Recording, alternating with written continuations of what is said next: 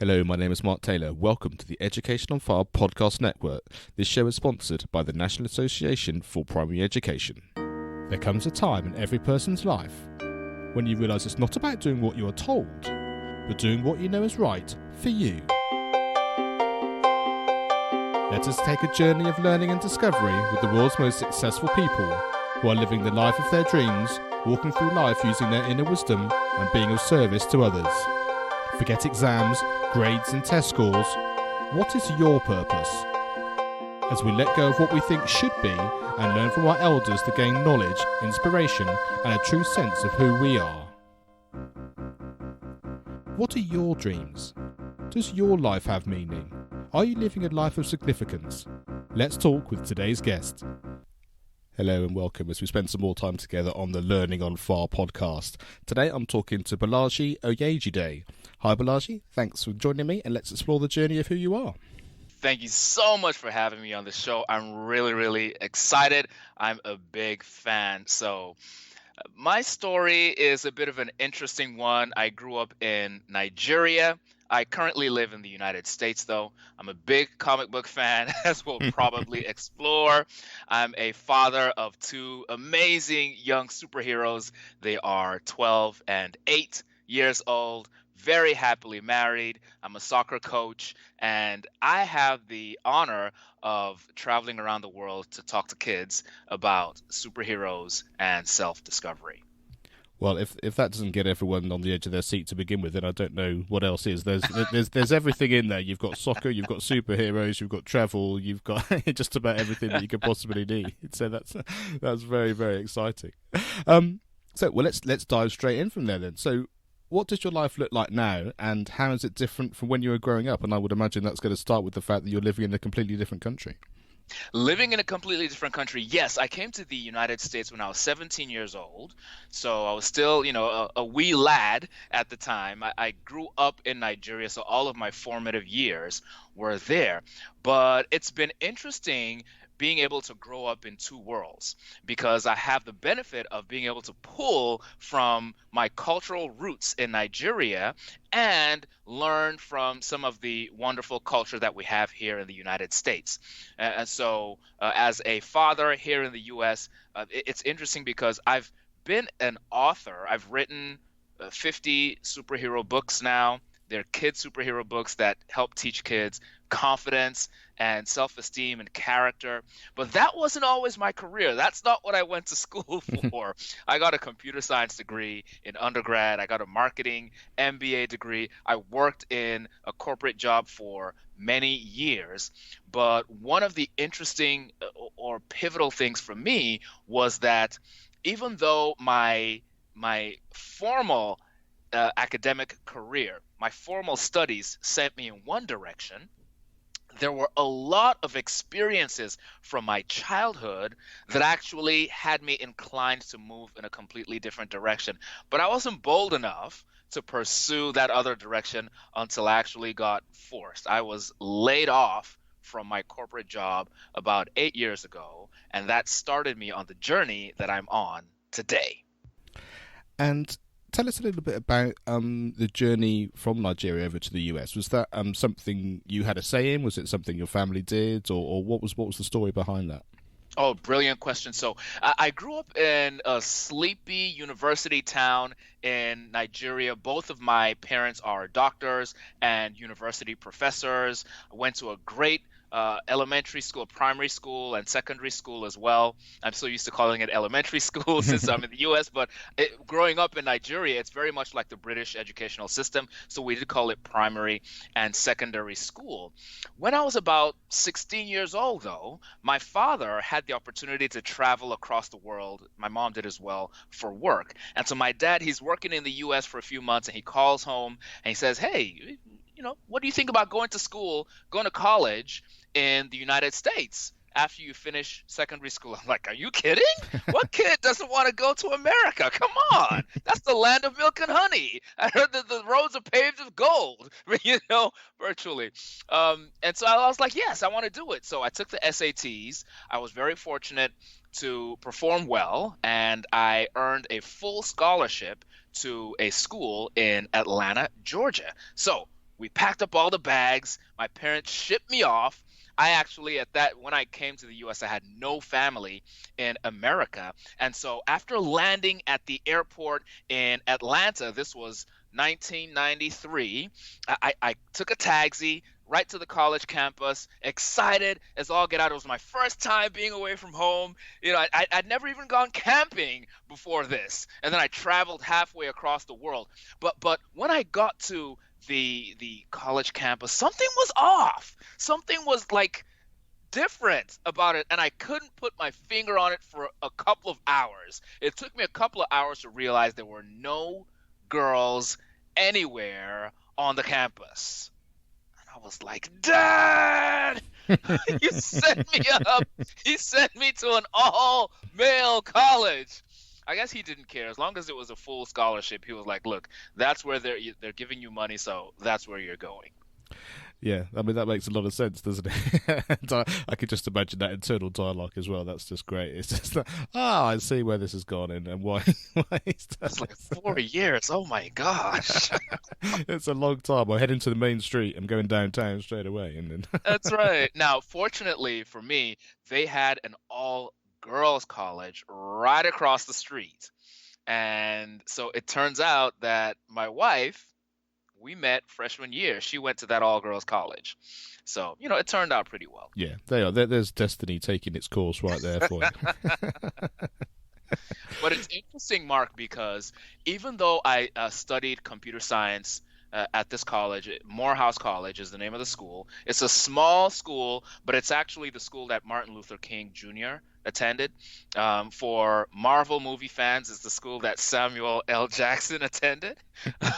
But even though I studied computer science there, and I'm currently not in that field any longer, I think it's interesting to say that the fact that I was very studious in secondary school, it allowed me to get good grades and to perform well on the SATs.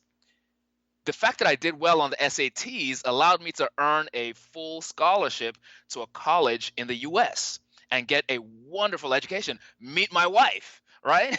Yeah. Now, even though the degree that I earned at that college, I'm currently not using. I did use it for well over a decade. But the thing that I think, one thing that a lot of young people miss sometimes when they find themselves in a classroom that they maybe don't find particularly inspiring. It's awesome when you get those inspiring teachers, but not every one of them is going to, kind of light the switch for you like that. Even in those environments, if you're able to still take advantage and make the most of it, you give yourself options. So if I had checked out of a number of my classes in secondary school, I might not have gotten that scholarship. If I hadn't gotten that scholarship, I wouldn't have come over to the United States, and I wouldn't have the opportunities that I have now. And I think the real takeaway from there, and it's an interesting one, sort of when we have teenage children in our house, and it's that sense of, if you see it as an opportunity, if you see it as a gift rather than just something you have to do, then it kind of has a completely different momentum about it, doesn't it? Like you say, you don't know where it's going to take you, and actually just by doing what you're asked to do, studying in the way that you do, being studious about it, you don't know where that direction is. And like I say, it may not even take you in a direction you think it's going to be anyway, but it's going to give you more than just checking out and just turning up for the sake of it. That's true. It absolutely gives you options. And it's funny, a lot of us sort of think, not even just young people, but it's human nature for us to sort of simplify things in our mind. We feel like the shortest path from A to B is a straight line. And in theory, yes, it's a straight line. But as we parents know, basically as you get older and you get more life experience and you experience more failure and frustration, you realize that, okay, point A is here, point B is there, but there is no straight line. I've got to meander and whine and go back and forth and take multiple steps backwards and struggle and fail, and eventually I might even realize that B is not where I want to end up. This journey along the path might actually show me, you know what, I actually want to go to C. So we can't skip the journey part. We can't. My kids will often say, I wish I could teleport, right? And I've said that stuck in traffic multiple times. But the things you're going to see along the journey, Mark, are actually going to change who you are and might actually change where you want to end up. Yeah, I think that's absolutely true. And we talk a lot on this podcast about passion and following some innate understanding of what it is you want. And I think those two things go hand in hand. Like you say, if you feel passionate about something, then it'll draw you in that way. You'll find opportunities. You'll meet people that can mentor you and support you. But the chances are it doesn't take you in that sort of intellectual way of where you're going, if that kind of makes sense. I went to music college, but didn't necessarily go to the music college I thought I was going to be going to, and I didn't end up. My career's not exactly as I would have imagined it might have been. I've done lots of other different things, but inside of there, if I sort of understood the fact that it's the feeling of being a musician, it's the feeling of presenting, it's the feeling of being engaged with people that I love, then the hard part is then allowing the rest of it to take care of itself. And I guess that's the slightly scary bit, and the bit that is hard is when you're growing up, because what you're after is certainty and understanding. It's the one thing that's not there for you, really, and it's embracing that which is key. That's it. That's it. Oh, that is powerful what you've shared right there, Mark.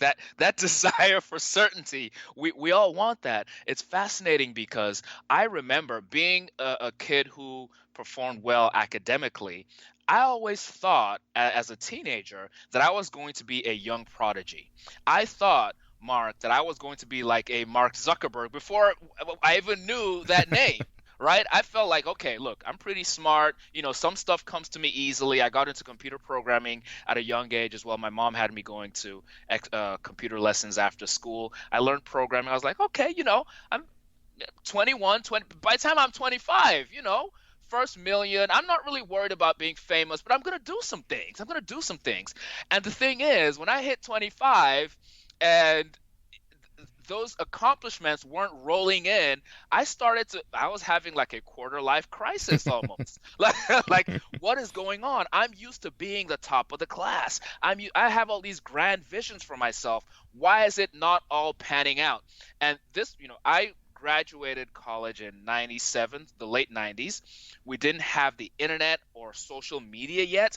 Our kids, Mark, are growing up in an age of anxiety because they're seeing people on Instagram who their age or younger who apparently have all of this success and who apparently have found the magic bullet, the easy button. And it becomes frustrating when our kids put in the work and they don't see the results. They're like, I've worked at this for 3 months, for 6 months. Why am I not blowing up? Why am I not famous? I don't want to have to work for 20 years or 30 years. What's wrong with me? So I actually had those sort of struggles before realizing that there is no easy button.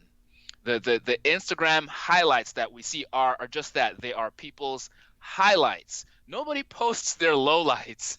They don't post the 100 things they tried that didn't work. They just post maybe the one thing that did. And unfortunately, we also have a number of people that are faking it on social media, such that our young kids now feel like, if I don't do it fast, if I don't get that success quickly, then I'm somehow deficient. And that's just not the case. And that's exactly why I think that creating this podcast was really important for me, was just to have that real sense of the people I'm talking to, just like you, you're able to share these journeys, these understandings, these stories. And so people start to get that common sense of actually this is the reality. And it's a thread that comes through week after week, that sense of the hard work, the twists and turns, the real understanding that actually you just do what you do and the rest of it takes care of itself. And it's really hard, like you say, because everyone's just conditioned now to be watching other people and comparing themselves. But actually, if you can just have that turn-off switch, even if it's an emotional one, to understand and take it for what it is, then it really gives you a chance to be you, and that's essentially the person you want to show up in the world. Very true. So what was valuable about your school experience? Oh man, it's very serendipitous, Mark, because I'm actually preparing to go to a secondary school reunion. I graduated from secondary school 23 years ago. I'm about to see about 50 of my classmates that I haven't seen in that span. And so it's taking me back to when I was a 17-year-old kid. And man, all these memories. But the wonderful thing about the human brain is that there's this thing called nostalgia, and we often will romanticize the good bits of our distant past and maybe forget some of the painful parts. But some of those painful parts actually made us who we are today.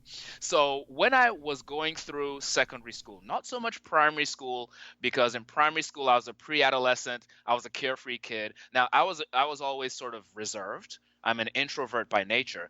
But after I hit puberty and I became painfully aware that of other people's apparent opinions of me, I became very, very shy. I'm talking about painfully shy. I'm talking about social anxiety shy.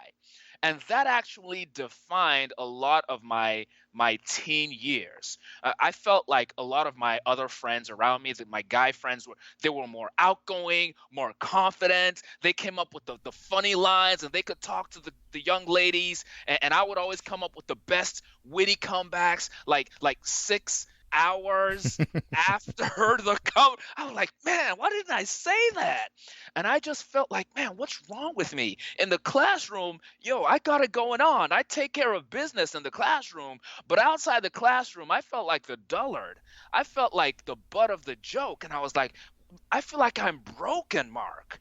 Now, teenagers tend to have strong feelings. Okay. Everything is amplified when your hormones are raging and you're going through that phase of life. But I really felt like something was broken with me, Mark. And this is where comic books come in for me, because even though I grew up in Nigeria, half a world away, we still got Marvel and DC comic books every week. And the story of Peter Parker, Mark, was my story. Even though I wasn't a white kid growing up in Brooklyn, New York, I'd never been to New York.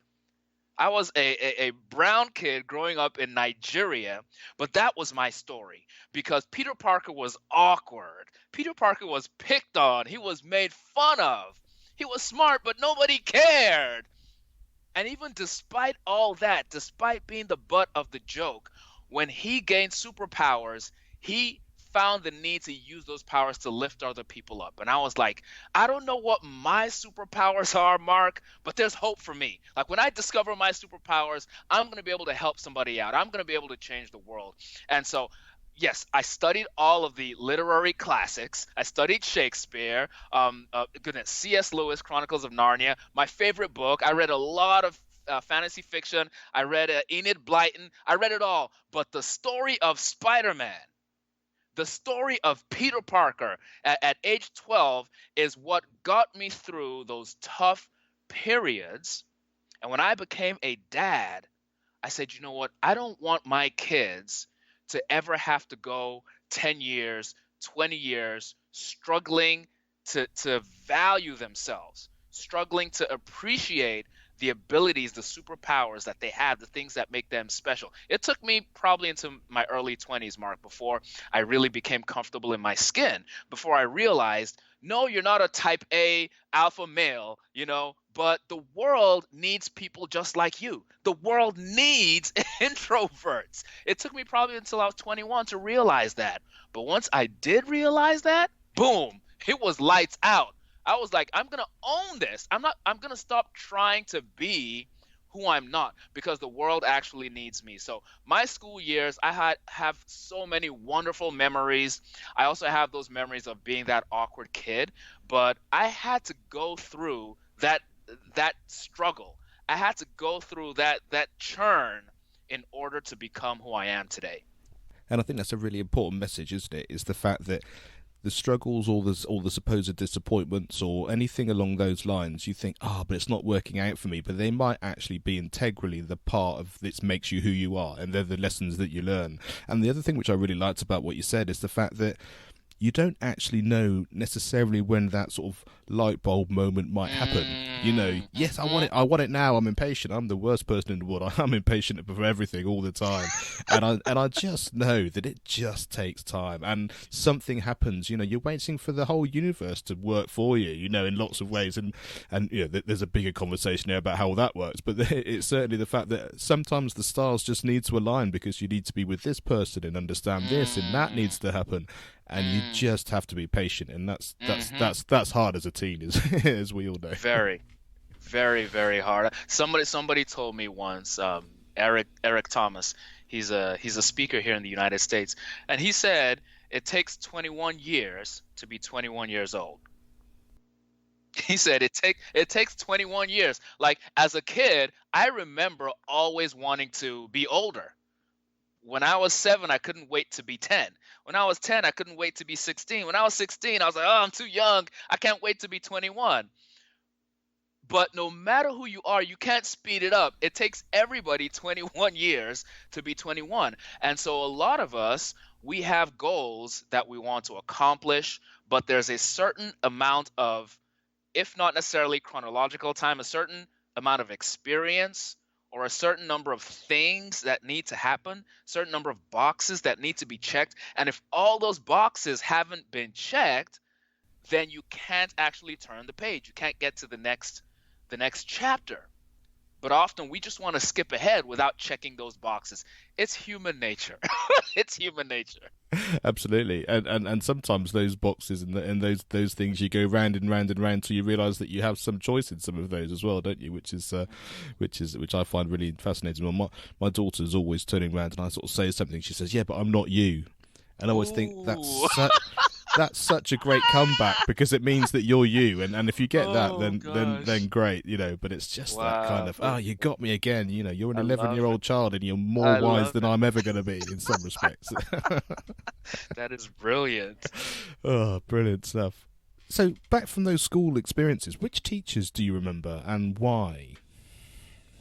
Man, I love this question. So, I would have thought it would be difficult for me to think through. There's so many teachers whose names I don't remember, but there are a few who just pop up every time I think of this question. Let me start with one. Her name is Mrs. Delinda Brown Clark. Delinda Brown Clark. She was actually more of an academic advisor at Morehouse College in Atlanta, Georgia.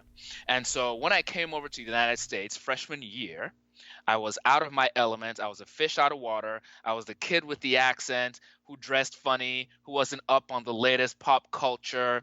And I just felt out of sorts. My first semester, my grades were not that good. I was in danger of losing my scholarship. And every time I would walk into she was over the engineering program. Every time I'd walk into the engineering office, from the back room, she would talk. She had a loud, booming voice. How you doing, young man? Come on in. You all see this young man? Brilliant. Brilliant. You see him? From Nigeria. Oh, I love this kid. Mom, dad, doctor, brilliant. This boy is going places. Come on in here. She would do that every time. It was embarrassing. I mean, talk about an introvert. You know, we typically don't want to attract attention to ourselves in unfamiliar environments. And she would just bring all this. I did not like it at all. But you know what? After a few months of me completely doubting myself and doubting my abilities, and this strange, wonderful, weird woman affirming me in front of other people and doing it over and over and over, I was like, either she's crazy or maybe she's right. Maybe I am somebody. Maybe I am going to do something important in this world. Maybe I am already accomplished. And based on her affirmation, based on her I don't know what it was, her blind belief in the fact that I was going to make something of myself, I made something of myself. When people have high expectations of you, sometimes you can't help but to meet those expectations. She wasn't asking me to work harder. She wasn't asking me to get better grades. She treated me like I already had won, like I was already the valedictorian. My grades never went down again after that semester. I think it's brilliant, and I think it also sort of ties in really well with that kind of the story that you have for yourself as well, doesn't it? You know, even if you think things are not as they seem, you know, having that internal dialogue that's just got your back, you know, sorting yourself out, and how we talk to people generally, you know, you can choose for it to be positive or Yes. negative. You can Yes. choose how you want to show up, and actually Yes. starting with that, I'm going to support you, whether it's supporting yourself or supporting someone else. It's really, like I say, it's incredibly powerful. Absolutely, absolutely. As a father now, I have two sons. They're 12 and 8 years old, and sort of having had the fortune of growing up with good grades and being academically strong, I realize as an adult that while the IQ side of the chart was strong for me, my parents, they didn't know any better. They did the best they could. They didn't really know about building up the EQ, the emotional intelligence side of the chart for me. And I think that's of utmost importance, especially these days as computers and artificial intelligence continue to advance.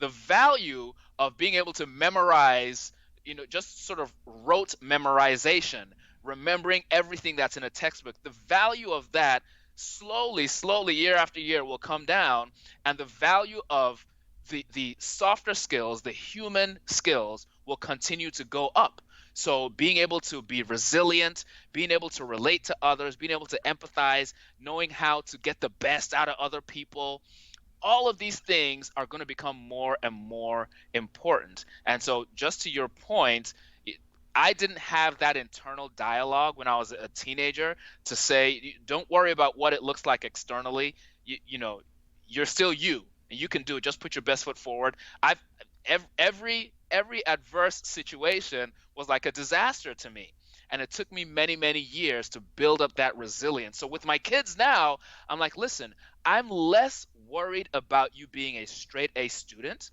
I'm more focused on the work that you're putting in. I'm focusing on the inputs. If you put the work in, if you build good study habits, if you stay curious, if you keep your growth mindset, not your fixed mindset. I'm not going to tell you you're the smartest in class. I want you to have a growth mind, be the most hardworking. If you get those inputs right, the outputs will eventually sort themselves out. So we in our house, we don't say you have to get straight A's, but we do say you have to be proactive about doing your homework. You have to take care of your projects, do extra work with everything.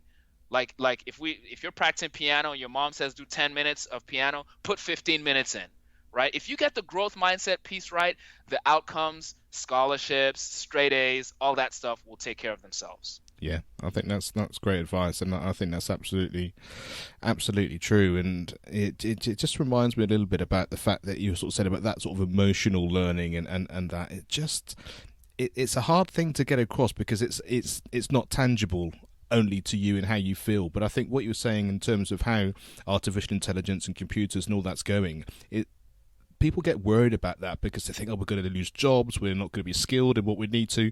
But what it's showing us is the fact that you're going to be more successful if you're more human. And if we Hmm. can be showing up more human to each other, then that's got to be a positive thing for the world as far as I can see. Absolutely. Who did you admire when you were young? Who did I admire? This is always fun to talk about. So, of course, I talked about the impact the Spider-Man origin story had on me. I admired Stan Lee, who co-created Spider-Man. I also really admired Walt Disney.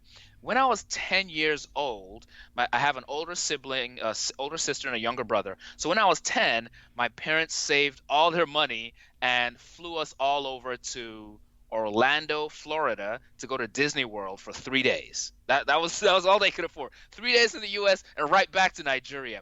But those 3 days were monumental for me. I think I was 10 years old at the time, and just stepping into Magic Kingdom as a child. Looking around, I didn't even have to go on any rides, Mark. I just stepped in and I was like, "This is it. I can die now. I'm happy. I have arrived." And after I got home, I was like, one man imagined all of that. He didn't build it all himself, but it was born in his mind. And I was like, if one person could imagine all that and bring it to life and make me feel that way, I said, that's what I want to do when I grow up. That's what I want to be able to make kids feel the way I felt when I first stepped foot into Magic Kingdom. And so I've always looked up to Walt Disney, but then I went to school for computer science, as I mentioned, right? Both of my parents they are doctors. They actually wanted all of their kids to be doctors. Now, my parents they both grew up very, very poor. My dad grew up in a small village in Nigeria, dirt poverty. Education was his way out. Becoming a doctor was his way out. My mom grew up middle class, but then her dad died young, and she and her 6 siblings were plunged into poverty. Education was the way out for her as well. Becoming a doctor was their way out. So they wanted their kids to have financial security and stability. Go become doctors. I was like, I don't like the sight of blood. It makes me feel faint. I'll go with the computer science thing. So I studied computer science, but I still had that seed of how Walt Disney made me feel, Mark. I had that seed still buried somewhere in me. And this is why, it gave me a lot of joy when you shared the story about your daughter saying, but I'm not you, Dad. Because as parents, a lot of times it's taken us 30, 40 years to finally figure ourselves out. And we're like, okay, I got the blueprint, kids. All you need to do is follow in my footsteps. But our kids don't need to follow in our exact footsteps because they are unique human beings. We often marvel as parents as to how different our kids can be sometimes from us or from each other for that matter. So I think the best thing we can do is give our kids principles, right? These are principles to guide you through life. This is what it means to work hard. This is what it means to be compassionate, to be kind. This is what it means to have a growth mindset. And then allow them to follow or find, I should say, their own path. So I started out with computer science, but after being laid off, I got to tell you, I was laid off 3 times, Mark, in a 6-year span. Like I was laid off the first time, I panicked, I got another job in a few months, better paying job, higher paying job. After a couple of years, I was laid off again. I panicked, I got another job, better paying job, higher paying job. Within another 2 years, I was laid off. After the third time, my wife laughed, and she was like, "You should probably go do this this cartoon thing that you've always wanted to do in the first place." Full circle to the Spider-Man experience and how that changed me as a child. Full circle to Walt Disney and how stepping into Magic Kingdom changed me as a child. So sometimes kids tell us, "I want to be an astronaut when I grow up," and we think they're being childish. But maybe we need to listen a little closer to what the kids are actually aspiring to be. I think that's right, and I think you can just hear in your voice the impact of just that ability to feel what it's like to dream and for that to become a realization. That's kind of my biggest takeaway from what you were just saying there, and the fact that you had those answers all the time, like you say, you know, the Spider-Man as you were growing up, or it being reaffirmed by feeling what it's like in Magic Kingdom, and all that kind of thing. And I often think that people talk about, you go and have an experience, whether it's Disney or you go to the movies or you go and listen to a concert and you think, oh, it just takes me out of myself and it's a chance to escape, and then I go back into my real world. And I think it's completely the opposite way around. I think all these art forms remind you of who you actually are. And then if you can keep that and turn that round and realize that that's what I'm after every day, in whichever form that comes, then all of a sudden life changes for you. Wow, that's brilliant. I love that. And it's interesting because with me growing up in Nigeria, it wasn't really an option to consider these sort of artsy type of careers. Now it might be because of the internet and the world is, becoming more of a global village, but growing up 30 years ago, you could become a doctor, lawyer, or engineer. All wonderful careers. And my parents, it goes back to having those options. I started off on a very good path because, hey, listen, if I need to fall back on something, I can always go back and get a well-paying job in a corporation working with computers or doing marketing. I have that foundation. No one can take that away from me. I'm never going to starve because I have that education and I have those skills. But having that self-awareness is so important. Having that self-awareness and self-knowledge, I now have the choice to go blaze my own path. And goodness, what's the worst that could happen? The worst that could happen is that it doesn't work out, and I can tell my kids, you know what? Your dad gave it his best shot. Your dad gave it his best shot, but at least I was able to give it a shot. So I think having that foundation of education is so important because it opens doors for you. It gives you those options. But at some point, parents, we need to let our kids stop living for us and start living for themselves. We still got to give them that foundation because as kids, they're not always going to make sound long-term decisions. So we still have to guide them along. We got to keep the guardrails on up to a certain age, but with the knowledge that they can't keep those guardrails on forever. Yeah, I think that's incredibly true. I always look at it in terms of, the reason I didn't let you run in the road when you were a toddler and you really wanted to is because I have the experience of knowing Yes. that only one thing's going to come off better if there's a car in you, and Yes. and I know that's the case. And as they get older, especially as they start to get into their teens, it's that kind of, I don't know everything and I might not be right, but my experience tells me that there are certain things that are worth exploring or thinking about before you jump off the deep end, kind of thing.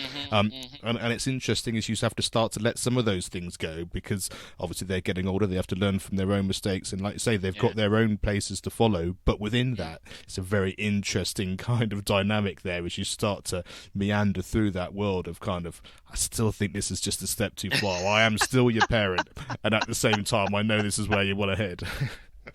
Absolutely, absolutely. And it's funny because my dad, for example, he made a lot of career decisions early on that his parents weren't crazy about.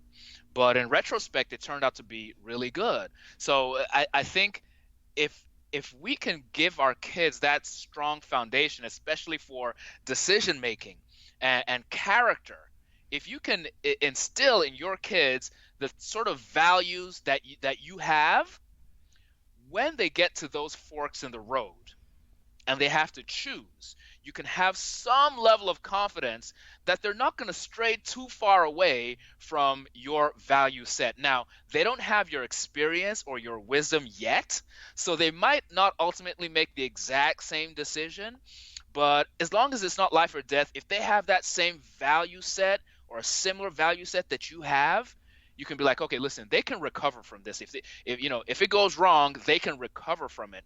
The challenge comes in, I think, when you have kids that grow up without a solid foundation or a solid anchor.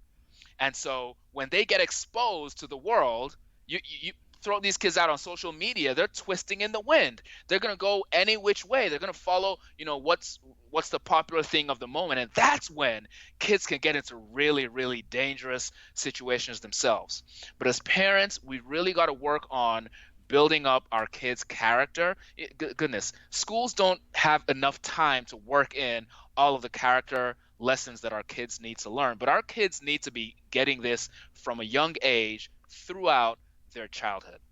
Yeah, and I think there are a few things which all come together there. One is the fact that you take what you've got in your life, don't you? That if you've got parents that are able to really show you that way, then that's absolutely brilliant. But that might not be the case.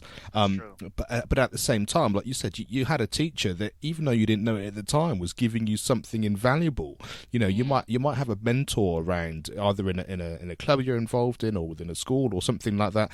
All these people have got something to give you and something to share with you. Yes. And I think what you said before about being self-aware and actually just understanding that everything's part of one fabric and that the texture of all of it together is the difference. If you're aware of all of that, then you'll be guided in a way that can support that. And like I say, then you've got the anchors to understand, this is where I want to go, this is where I don't want to go. And the other thing is interesting is exactly, I guess, as parents, but also as teachers as well, is what we show by actually doing something rather than just by what we say. So just take us a little bit into kind of what your life actually sort of day to day looks like. Like I say, I can imagine your corporate world and going and doing your 9 to 5 and your computer science, but probably less easy to think how now being involved in comics actually looks in your sort of the life that you're actually demonstrating for your children.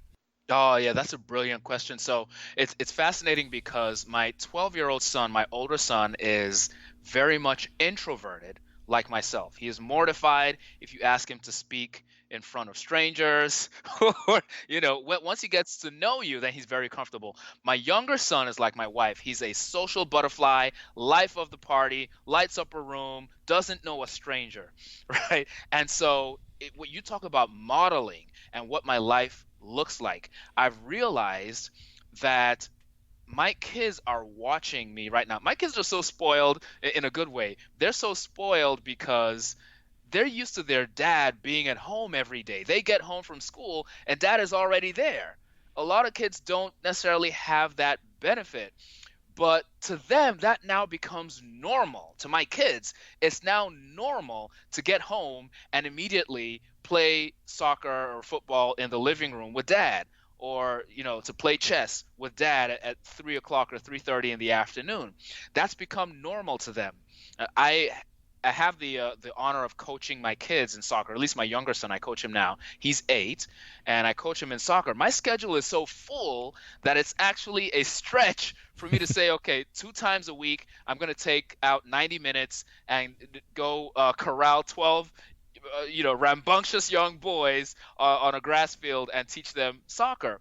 But I'm getting to spend quality time with my 8-year-old, which is invaluable. So in terms of what my schedule looks like, a lot of times after I drop the kids off at school, I come back home and I'm working on, for those who might be entrepreneurs, you probably know that we tend to wear a lot of hats.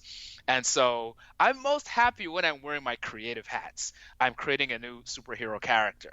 I'm writing a new book, or I'm writing a new song. I've started to create hip hop music for my kids because I was kind of dismayed at the fact that I grew up listening to hip hop music. In the 90s, hip hop music, a lot of it was about fun and partying and stuff.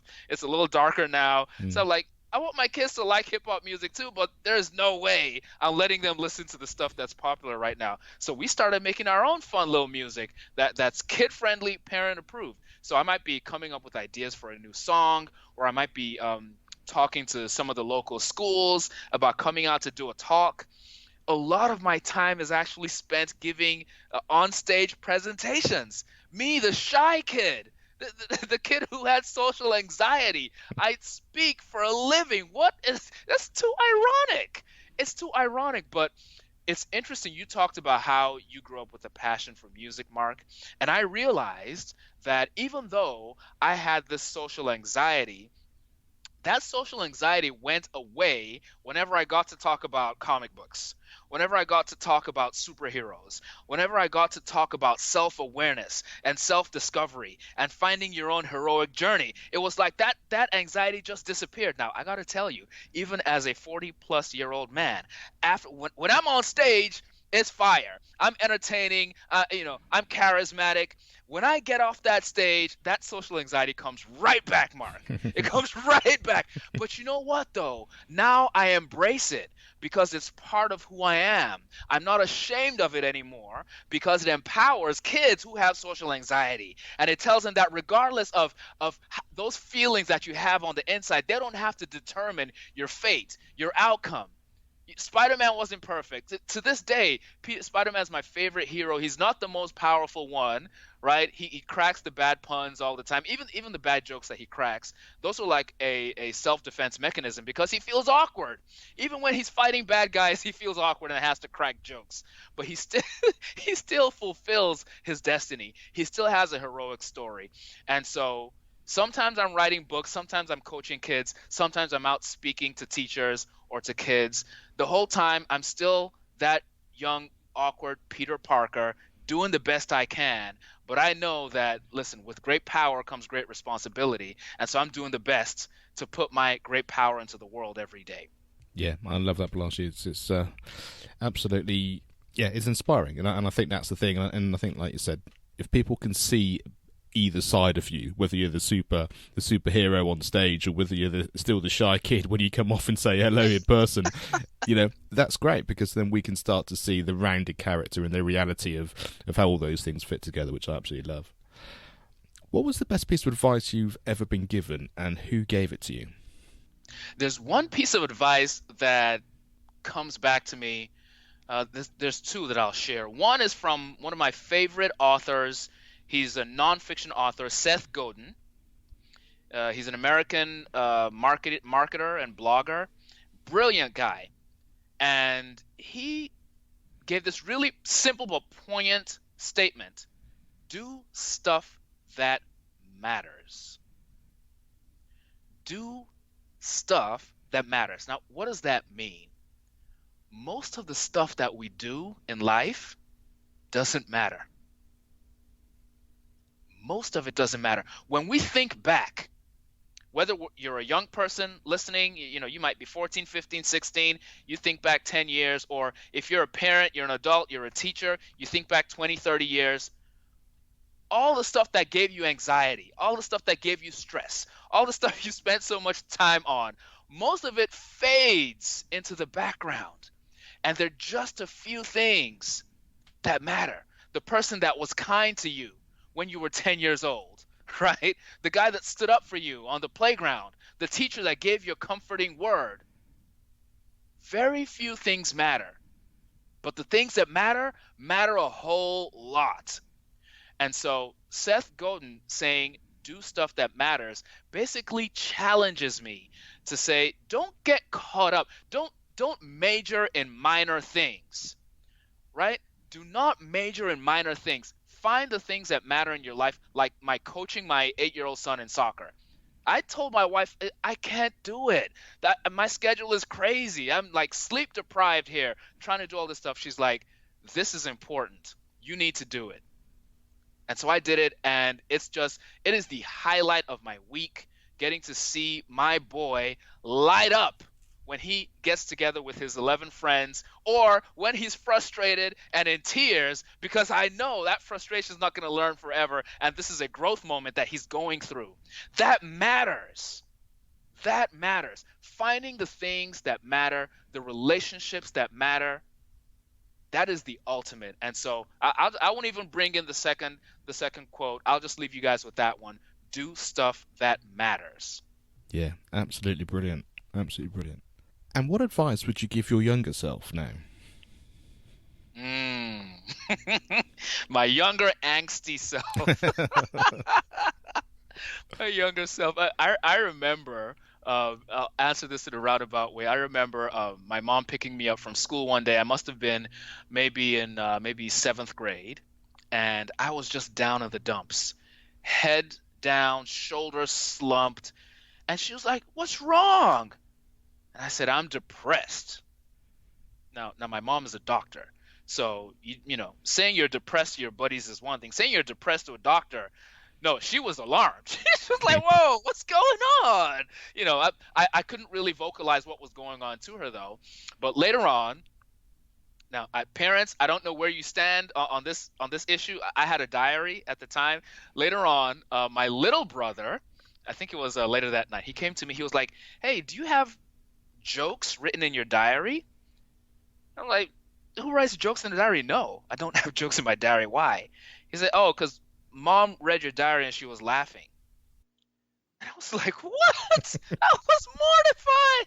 So my mom was that concerned.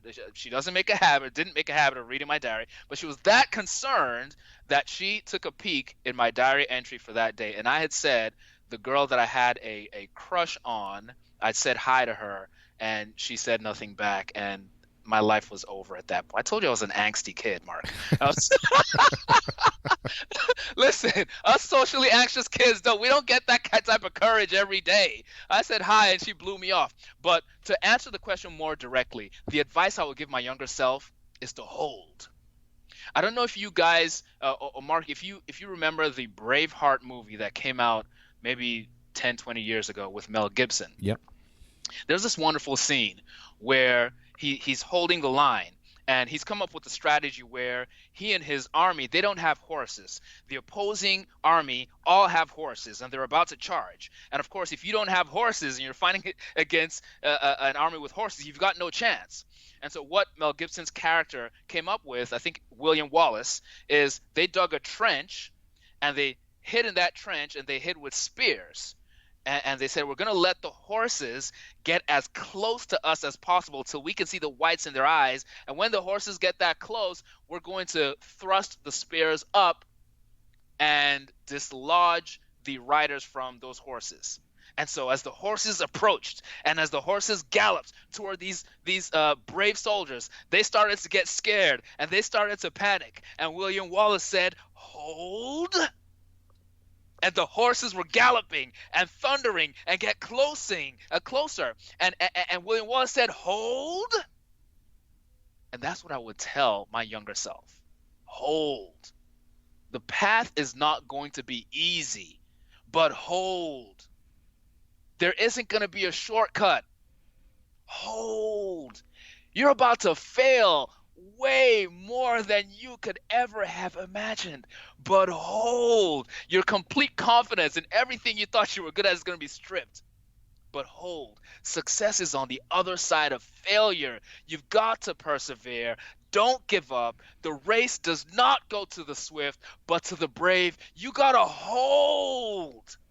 Because if you can hold on to that dream that you had when you were 10 years old or 16 years old or 21 years old, one way or another, one day you're going to get there, but only if you hold.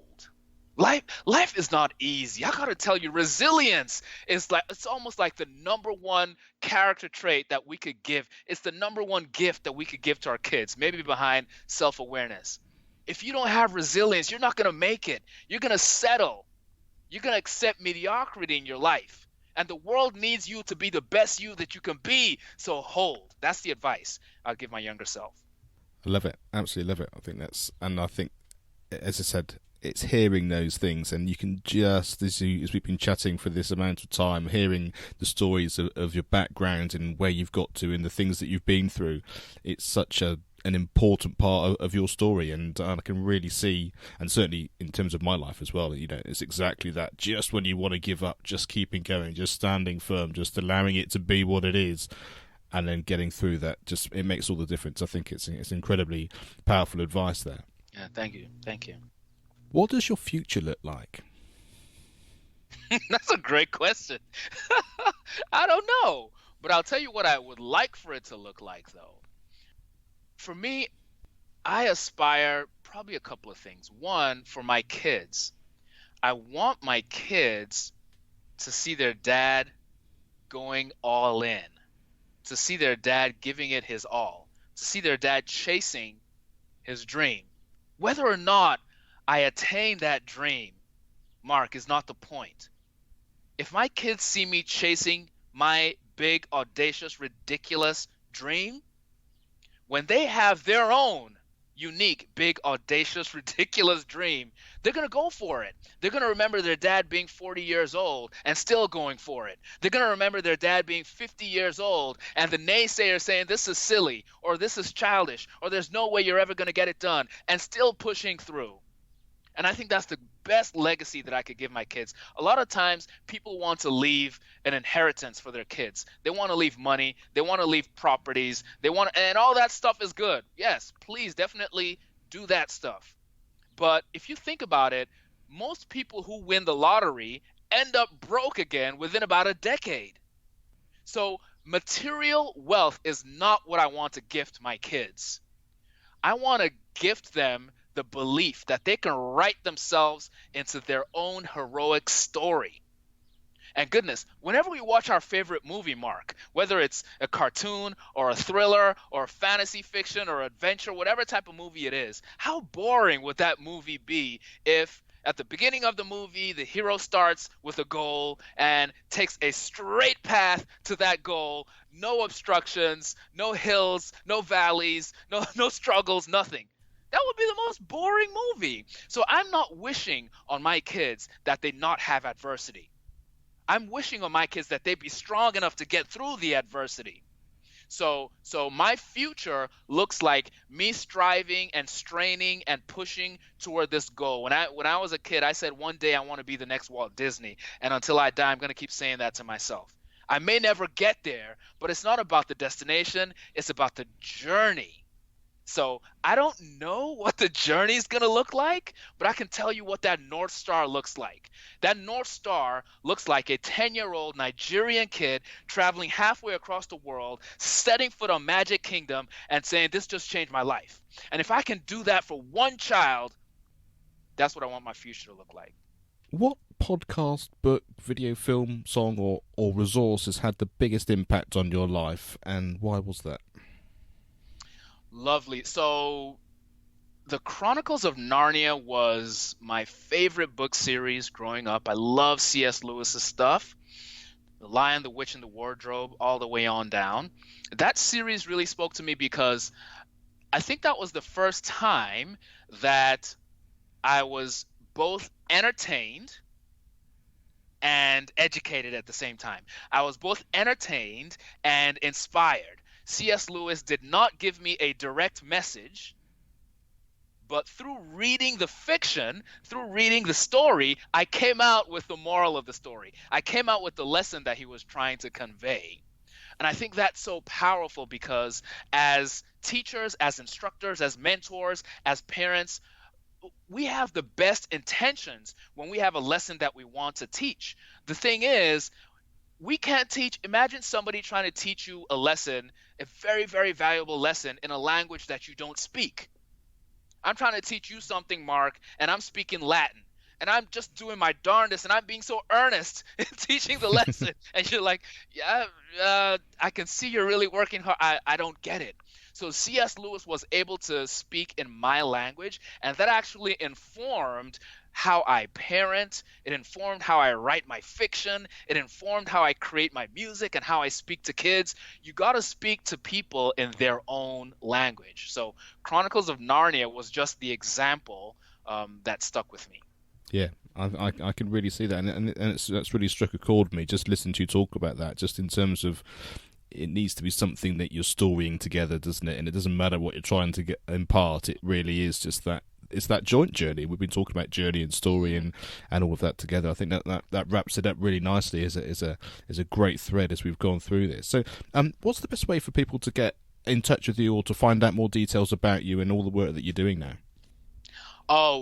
Folks can visit me at my website. It is braveyoungheroes.com. That's braveyoung, HEROES.com. And you can find all the links to my social stuff on there and everything. We're doing a lot of fun stuff these days with not only the hip hop music, but we're starting to create music videos with a bunch of kids. So, everything that we do is kid centered. We're basically trying to help kids discover their own superpowers so they can go change the world. And so braveyoungheroes.com is my vehicle for doing that. Yeah, that's fantastic. And we'll have links to all these things on the show notes for this particular episode. And to get all of that, you just go to educationonfire.com and in the search bar, just write Bolaji and all that will pop up for you. Thank you, Bolaji, for sharing your wisdom and for allowing us to learn from your wonderful experiences. Mark, thank you for everything you're doing for kids, for young people, for families, for educators. You're really a man on a mission, and I appreciate you. Thanks for listening to the Learning on Fire podcast. For more information, please visit educationonfire.com and follow the links from the homepage. This show is sponsored by the National Association for Primary Education.